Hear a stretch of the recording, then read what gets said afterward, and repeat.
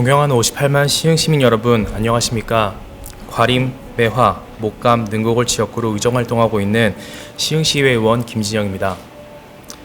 저는 오늘 성장하는 시흥시에 도움이 되기를 바라는 마음을 담아 몇 가지 제안을 하고자 이 자리에 섰습니다. 시흥시는 성장하는 도시입니다.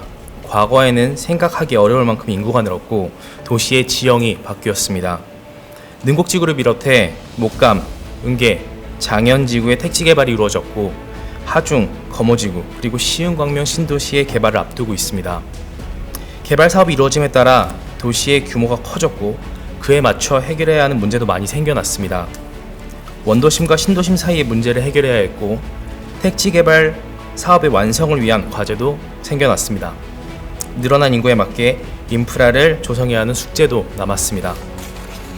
이에 대응하기 위해 시흥시에는 도시균형개발사업단에 균형개발과와 신도시 사업과가 생겼고 덕분에 시흥시의 여러 민원과 앞으로 변화할 시흥의 모습에 대한 많은 이야기를 도시균형개발사업단과 나누고 있습니다. 하지만 조금 이상하다는 생각이 들었습니다.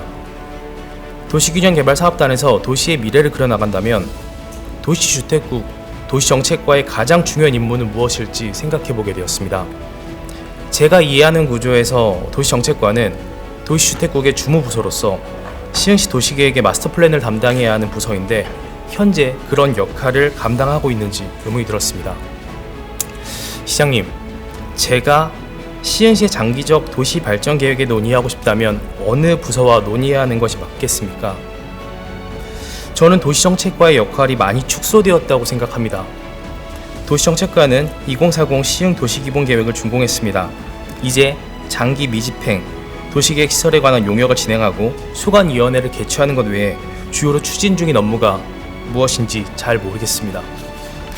시흥시의 도시계획에 대해 논의가 필요하다면 어떤 부서와 나눠야 하는지도 잘 모르겠습니다. 시흥시의 도시의 지형이 바뀌고 있고 그에 맞는 적절한 대응은 필요합니다. 하지만 현재 조직에 도시계획을 여러 부서가 나눠서 한다고 느끼게 합니다. 종합적인 계획을 나눠서 할 수는 없습니다. 걱정하는 마음을 전하며 도시정책과와 도시균형개발사업단의 기능과 역할에 대한 방향을 제시해 주실 것을 요청드립니다. 다음으로는 원활한 사업 진행을 위한 제안입니다. 저는 지난 2023년 제1차 정례회에서 시흥시 자전거 이용 활성화 추진 현황 전반과 개인형 이동장치 관리 현황 전반 두 가지 내용으로 행정사무감사를 진행했습니다. 그리고 이를 통해 많은 내용을 알게 됐습니다.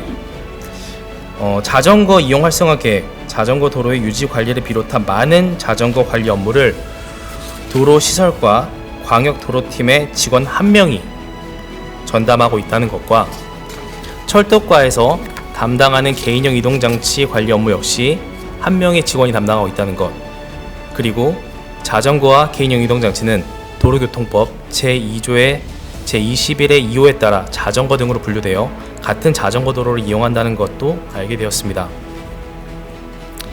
자전거와 개인형 이동장치 업무는 업무의 유사성이 있는 만큼 저는 두 업무의 통합과 담당팀 신설을 요청했습니다.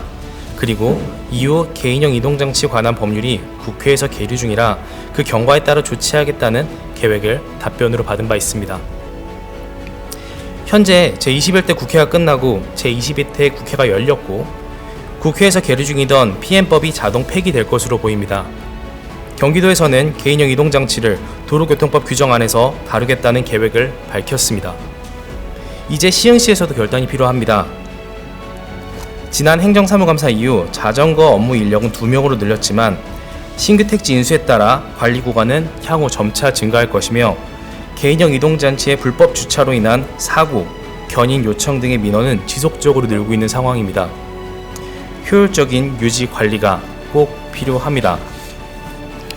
그리고 가장 중요한 자전거 도로라는 인프라를 같이 사용하고 있습니다. 부천, 안산, 광명, 하남 등 여러 지자체가 업무의 일원화를 위해 자전거와 PM 업무를 통합하여 처리 중에 있습니다. 시흥시의 아름다운 낙조를 보기 위해 시흥시를 찾는 자전거 동호인들이 많습니다. 일부 구간 단절된 자전거 도로가 잘 연결된다면 외부에서 더 많은 사람들이 시흥을 찾아줄 것입니다. 또 개인 이동수단의 발전은 이동의 다양성을, 공간의 연결을 이끌고 탄소 중립이라는 중요한 어젠다를 실천하는 데 큰 도움이 될 것입니다. 수단은 늘 빠르게 발전해오고 있습니다. 그에 맞는 제도가 필요합니다. 원활한 사업의 진행과 관리 효율을 위해 자전거 팀을 신설하고 자전거와 PM 업무를 통합하여 줄 것을 제안드립니다. 마지막으로 공원에 대한 이야기를 하려 합니다. 시흥시의 공원과 녹지의 비율이 많이 올라가고 있고 시민들은 과거와 다르게 치수의 기능을 넘어 공원의 기능을 하는 하천을 바라게 되었습니다. 시민들은 편히 쉴 수 있는 공간을 원하며 그에 맞게 도시의 모습이 변화하게 되었고 그 공원과 녹지를 관리하기 위해 공원과 녹지과 생태하천과에서 많은 노력을 하고 있지만 저는 또 다른 방법을 제안하고자 합니다. 최근 도시환경위원회에서는 부시장님의 추천으로 동탄 호수공원을 다녀왔는데 현장 방문을 통해 많은 것을 보고 느꼈습니다. 그중 가장 인상적인 부분은 공원을 관리하는 공원 녹지 사업소였습니다. 화성시에서도 최근 관리 면적이 늘어남에 따라 효율성 제고를 위해 공원 녹지 사업소를 설치하여 운영하고 있었고 운영의 형태, 내용 등 담당자와의 대화를 통해 시흥시에서도 충분히 검토해보면 좋겠다라는 인상을 받았습니다. 저는 하천에 조성된 공원과 연결된 다른 녹지 또는 공원이 하나의 플랜으로 유연하고 자연스럽게 그리고 어울리게 연결되기를 바랍니다. 이는 함께 구성하고 논의하며 실행할 수 있는 구조여야만 가능할 것이라 생각합니다. 하지만 지금 우리 현실은 조금 다릅니다. 하천에서 시작한 제초는 인접한 녹지에 오면 멈춥니다. 사실 제초마저도 구역을 넘어서기 어려운 현실입니다. 현재 공원과와 녹지과는 환경국에, 생태하천과는 맑음을 사업소에 있습니다. 서로 국이 달라 생기는 불편을 최소화하고 유기적인 소통이 가능한 형태로 개편이 필요하다고 생각합니다. 기존 사업소의 효율성을 제고하여 주시고 종합적이고 체계적인 관리가 가능하도록 공원 녹지 사업소 설치를 검토해 주시기 바랍니다. 이상으로 시정 질문 마치겠습니다. 경청해 주셔서 감사합니다.